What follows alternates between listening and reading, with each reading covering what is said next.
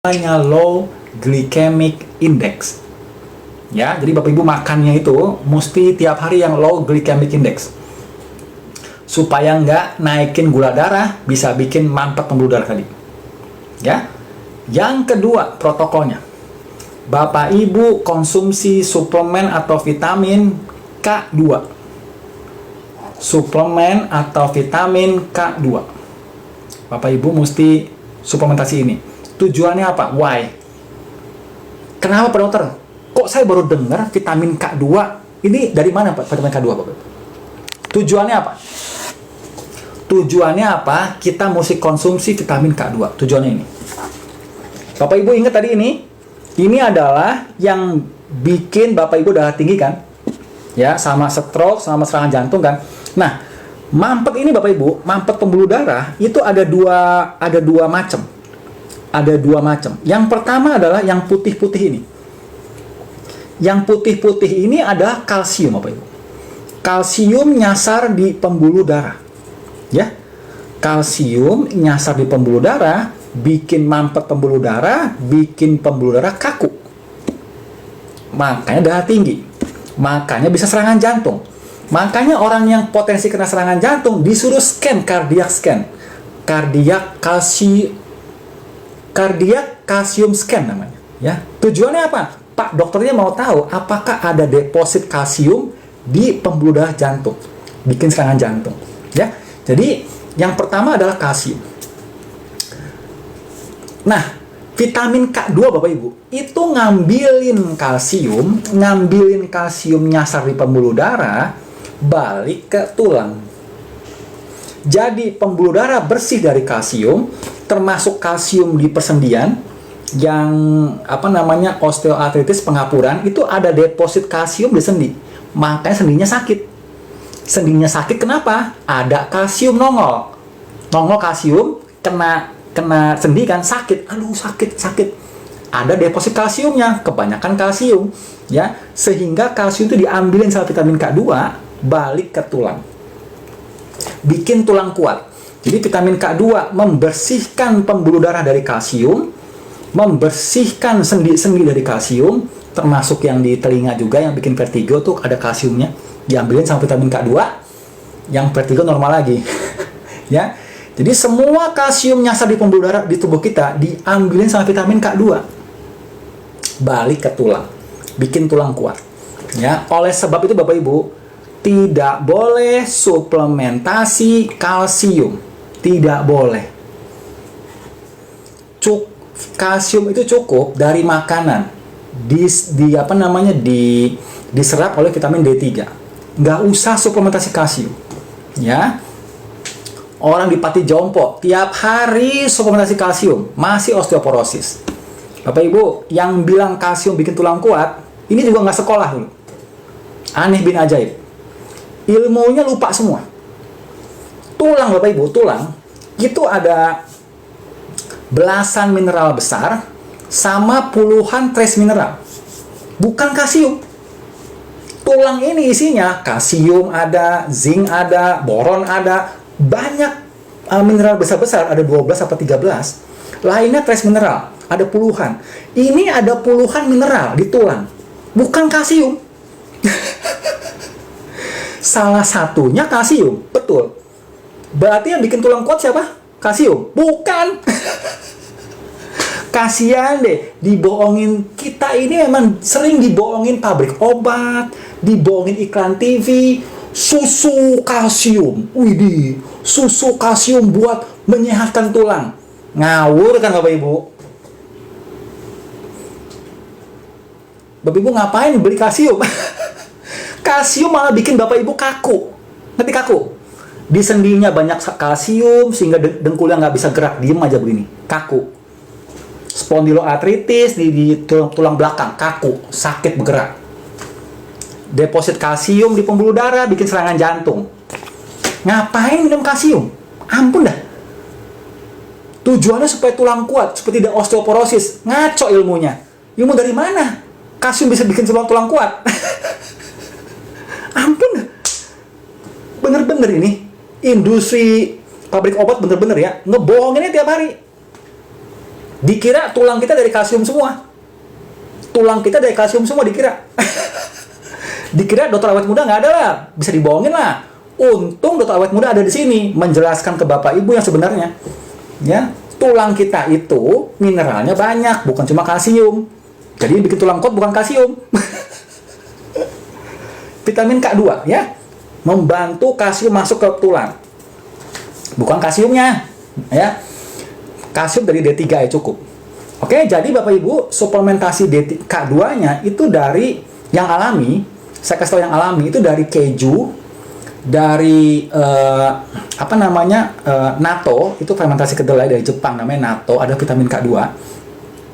Kemudian dari kol difermentasi, seperti kimchi, seperti sauerkraut, itu yang alami vitamin K2. Bapak Ibu makan tiap hari supaya vitamin K2-nya naik. Ya, Bapak Ibu silahkan makan begituan yang alaminya. Kalau Bapak Ibu nggak mau yang alami, ribet. Bapak Ibu nggak mau ke Jepang tiap hari beli natto, ya. Natto ada Jepang kan, jadi Bapak Ibu kalau mau beli natto ke Jepang tiap hari lah. Kalau Bapak Ibu nggak ada duitnya buat ke Jepang tiap hari, nah Bapak Ibu bisa pakai suplemen aja kalau mau gampang.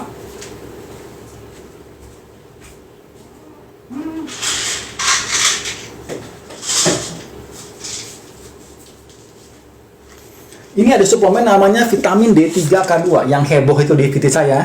D3K2 ya, Bapak Ibu. Ya, ada D3K2. Jadi Bapak Ibu bisa suplementasi vitamin K2-nya dari vitamin D3K2. Jadi D3 sama K2 ini sepasang. D3 sama K2 sepasang.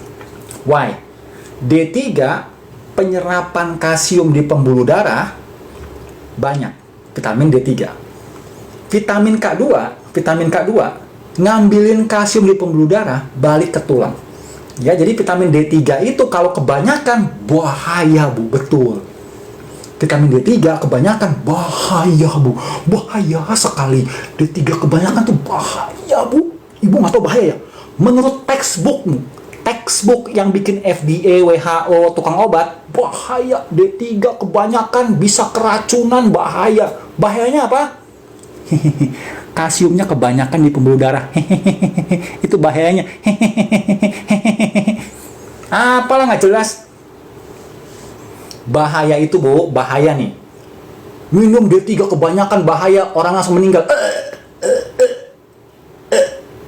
Itu udah bahaya namanya. Hiperkalsemia, kalsium naik di pembuluh darah, bahaya. Bahaya. Apalah. Hiperkalsemia, kalsium di pembuluh darah banyak, itu kalau ke ginjal bisa bikin batu ginjal. Batu ginjal di ginjal bisa bikin ginjal rusak. Itu bahayanya. Enggak sekarang meninggal, enggak sekarang juga meninggal, enggak. Tenang aja, Bu. Ya, dia meninggal lama karena prosesnya lama, kalsium kebanyakan di ginjalnya rusak, ada batunya, ginjal rusak. Betul. Itu D3 kebanyakan, bahaya. Yang kita minum apa? Dokter yang ini minumnya berapa? D3K2. Jadi, efek samping D3 kebanyakan, yang kalsium di pembuluh darah banyak, diambilin sama vitamin K2. Sama vitamin K2, kalsium kebanyakan diambilin, masuk ke tulang. Jadi, justru pembuluh darah kita bersih dari kalsium kalau minum D3 dan K2 jadi satu. Kalau minum D3 aja, betul. Ketinggian bisa kalsium di pembuluh darah banyak, bisa batu ginjal. Ya. Lama-kelamaan batu ginjal bisa bikin ginjal rusak. Ya, itu kalau D3 aja. Dokter yang ini bilangnya apa? Bukan D3 aja kan? Dokter yang ini bilangnya D3 dan K2. D3 K2 saling melengkapi. D3 bikin kalsium kebanyakan, K2 ngambilin kalsium kebanyakan balik ke tulang. Ya, jadi nggak ada efek samping, Bapak Ibu. Tidak ada efek samping D3 kebanyakan. Apalah. Makanya belajar lagi. Bingung saya. Wah, keluar-keluar di media sosial. D3 bahaya lu. D3 bahaya lu. Ini lu, textbooknya lu, textbook thinking lu. Saya kan nggak pakai otak saya, nggak dipakai. Saya cuma baca textbook. Textbook siapa yang bikin? Tukang obat. Textbook yang bikin pabrik obat. Sehingga kita itu kekurangan D3, sehingga kita cepat sakit. Kalau kita cepat sakit, beli obat kan, makanya dibikin textbook. textbook kedokteran yang bikin pabrik obat supaya orang pada sakit. Nggak usah dipikir kan, textbook kan, nggak usah dipakai otaknya kan, nggak usah. Baca aja textbooknya, nih bahaya nih, baca nih, hiperkalsemia, bisa gagal ginjal, tuh bahaya kan. Nggak dipakai ininya. Robot ya, bukan manusia kan, robot kan ngomong begitu kan.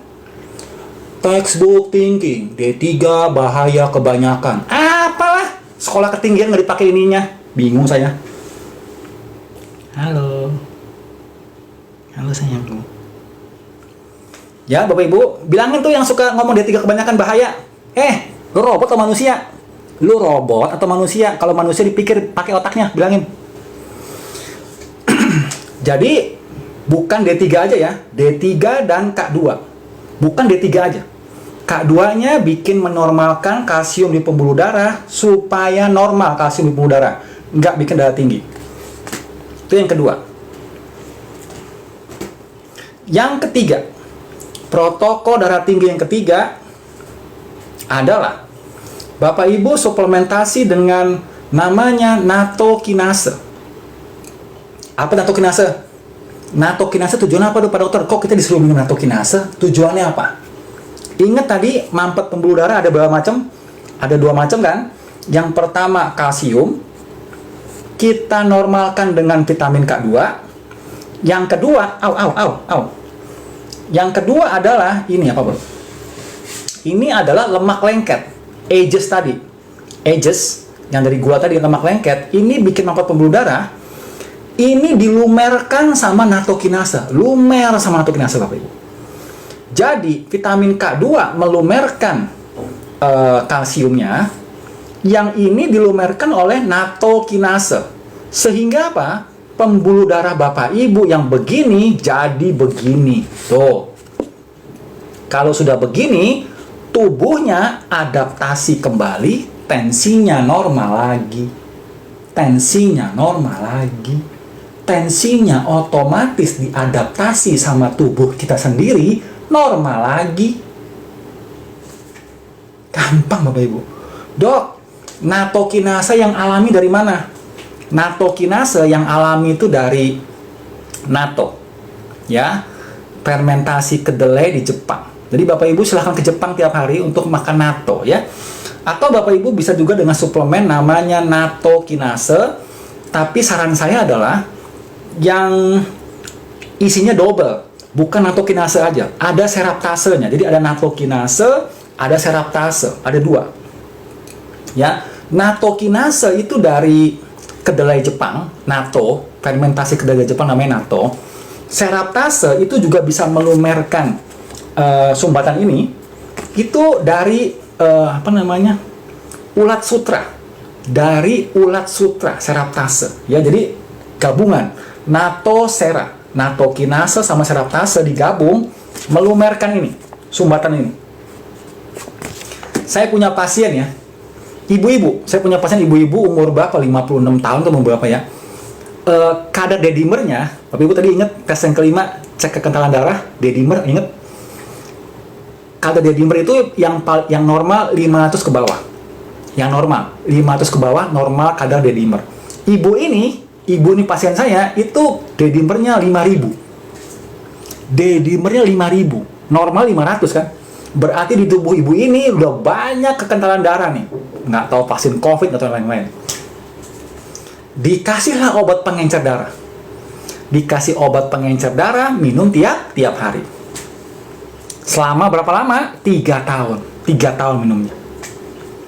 Hasil darahnya tiap bulan dicek 5000 terus. 5000, bulan depan dicek 5000. Pengencer darah tiap hari, bulan depan dicek 5000 lagi. Terus begitu 5000 terus tiap bulan.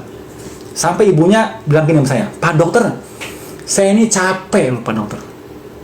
Tiap hari, tiap bulan bolak-balik ke rumah sakit. Rumah sakitnya jauh lagi, Pak. Rumah sakit jauh, belum ngantrinya, belum beli obatnya. Saya capek Pak Dokter. Tolong kasih solusinya dong Pak Dokter, solusinya. Oke, solusi Bu, saya kasih solusi. Bla bla bla bla, ibu minum natosera. Ibu minum natosera. Si ibu patuh sama saya, minum natosera Bapak Ibu. 20 hari, dalam waktu 20 hari, itu dedimer dari 5.000 220. Nggak sampai sebulan, nggak sampai setahun, nggak sampai 2 tahun. Ibu itu minum pengencer darah 3 tahun, nggak kelar-kelar. Sama Natosera 20 hari aja, normal. Dok, udah normal gimana itu ceritanya? Nanti Bu, Ibu diteruskan dosisnya, tapi disetengahin buat detox vaksin COVID ya. Jadi Bapak Ibu, Natosera itu luar biasa melumerkan sumbatan ini. Ya. Peringatan Bapak Ibu. Kedua, tolong didengarkan peringatan. Natokinase dan seraptase tidak boleh dimakan kalau Bapak Ibu minum pengencer darah. Bahaya Bu. Bahaya, bisa stroke. Pengencer darah mengencerkan darah, Natosera dan seraptase mengencerkan darah. Double. Stroke Bu, bisa berdarah. Bisa stroke berdarah di otak, nggak boleh. Bahaya. Ya. Jadi Bapak Ibu, kalau minum pengencer darah tidak boleh minum natokinase seraptase. Terus gimana Pak Dokter kalau saya minum obat pengencer darah? Ibu dan Bapak putuskan sendiri. Saya sudah kasih tahu ilmunya, saya nggak bisa mutusin buat Bapak Ibu karena ini bukan konsultasi. Ya, ini informasi umum. Bapak Ibu silahkan tangkap sendiri, silahkan dilakukan. Ya, sudah banyak Bu, nato itu sudah banyak dikonsumsi orang Jepang ribuan tahun. Ya, ribuan tahun nato itu Bu. bukan baru hari ini. Baru ketemu natokinase. Dokter awet muda natokinase baru hari ini. Bukan. Orang Jepang makan nato ribuan tahun yang lalu. Ya. Jadi Bapak Ibu silakan tuliskan sendiri. Oke, nomor 4. Protokol dosisnya. Ya, dosisnya betul. D3K2 tadi nomor 3. Nomor 2, D3K2 dosisnya orang yang kena darah tinggi 20.000 unit setelah sarapan pagi. D3K2 20.000 unit setelah sarapan pagi untuk orang yang darah tinggi. Ya.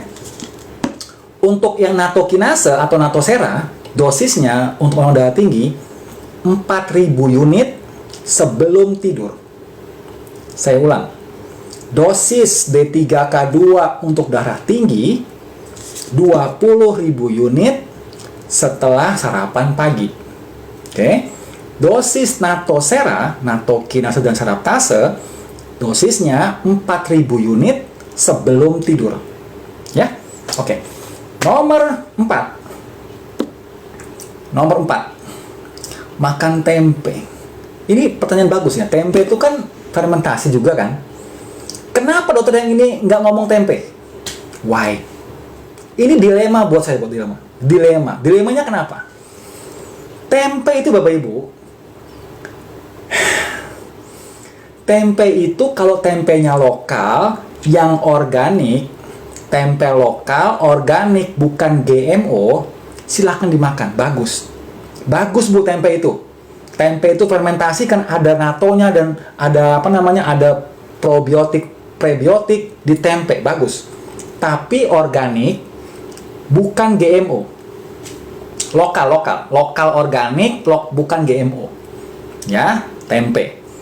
Tempe yang kita makan, Bapak Ibu makan tempe kan, itu bukan tempe lokal organik dan bukan GMO, bukan. Tempe yang Bapak Ibu makan itu tempe impor dan GMO. Apa tuh GMO Pak Dokter? GMO itu bahaya Bapak Ibu, bikin usus rusak. Apa tuh GMO? Nih, saya spill GMO itu apa ya.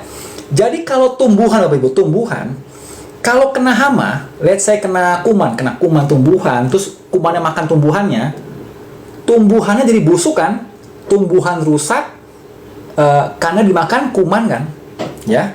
Ini normalnya begitu kan.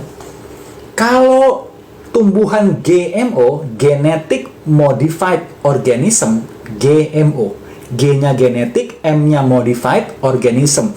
Jadi genetiknya dimodifikasi. Tumbuhan GMO, termasuk kedelai GMO, itu genetiknya dimodifikasi sehingga ada kuman makan kedelai, kumannya mati. Kebalik.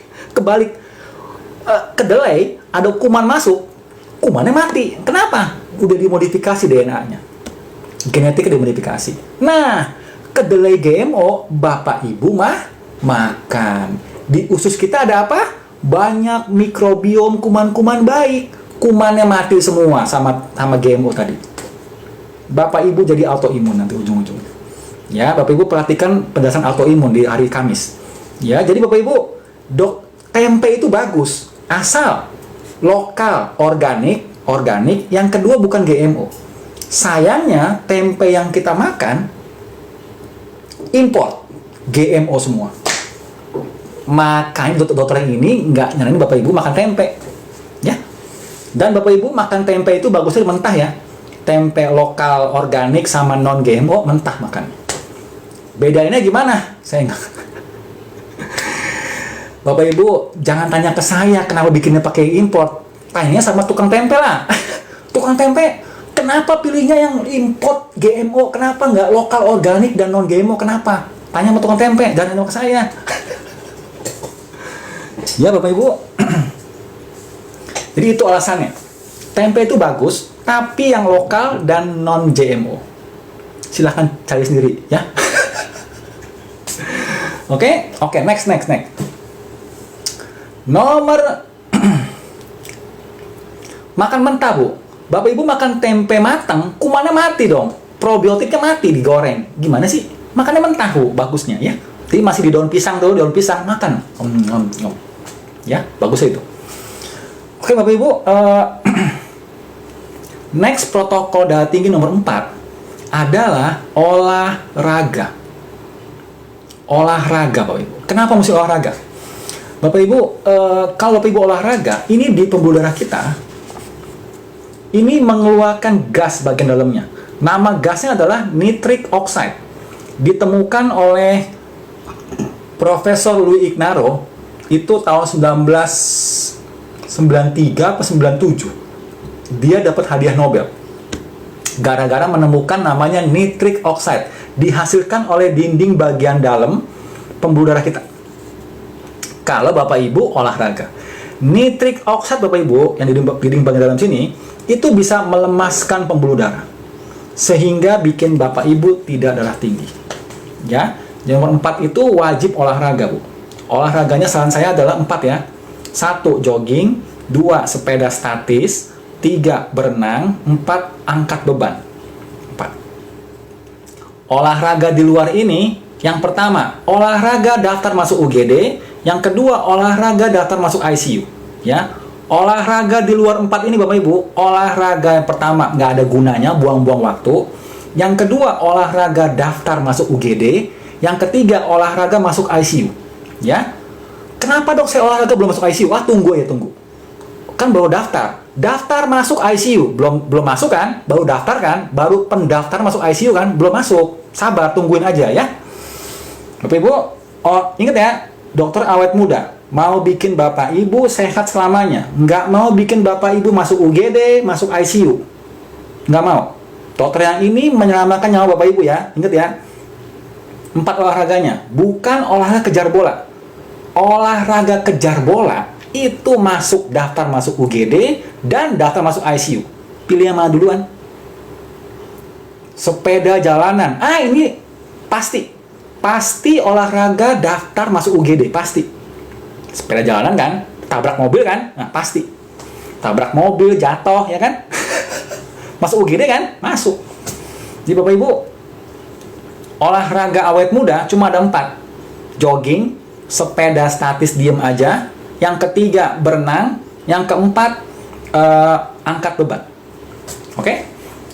Fitness. Oke, next adalah yang kelima, detox vaksin. Yang kelima kita mau detox vaksin. Siapa di sini yang vaksin COVID Bapak Ibu? Tunjuk tangan. Dokter yang ini vaksin juga ya 2 kali ya. Terpaksa. Dokter yang ini terpaksa vaksin COVID karena saya mau terbang. Pakai pesawat pribadi buat evakuasi medis. Saya itu industrinya di evakuasi medis ke seluruh dunia Bapak Ibu. Jadi saya dapat waktu itu pakai pesawat pribadi ya. Jadi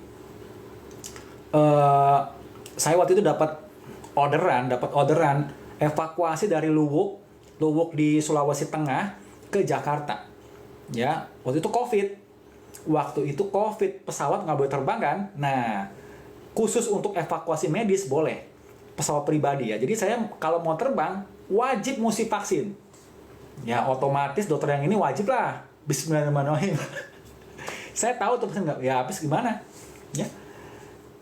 Ya gitu ya, Bapak Ibu. Jadi kalau Bapak Ibu ada mau evakuasi medis dari mana aja, misalnya dari Manado ke Jakarta, dari Papua ke Jakarta, dari Kupang ke Jakarta, mau evakuasi medis, dokter yang ini pengalaman dari 2024. 20 tahun saya pengalaman beginian. Ya. Bapak Ibu, saya evakuasi medis sudah ke Eropa. Kemarin saya evakuasi medis dari orang kementerian dia serangan jantung, stroke.